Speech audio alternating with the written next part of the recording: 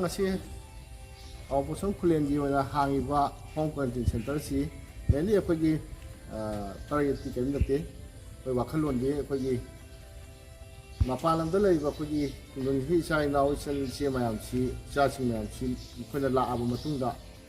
government gi quarantine center ga 14 days lairaga test taw matung negative oire hajna home quarantine tawna na mafam sida tharakpada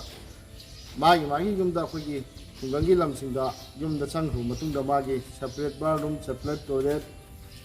separate bedroom na chingba adum bajing laitaba joint family oina akogi maroina akoi maitai society si joint family oina laibunina maduragi changru matungda adugi thorokpa yaba khudong thiba mayam dugi khitang smile tawdana akogi quarantine center si seme haraga mafam sida 14 days amaka thambiraga makoi si yumda changhallagadi leikaina nuaitaba family na nuaitaba adu mamayamgi problem du koina foidra hadi wakhalonda hangbani loinana angang jingi 14 days manunda karimba makoida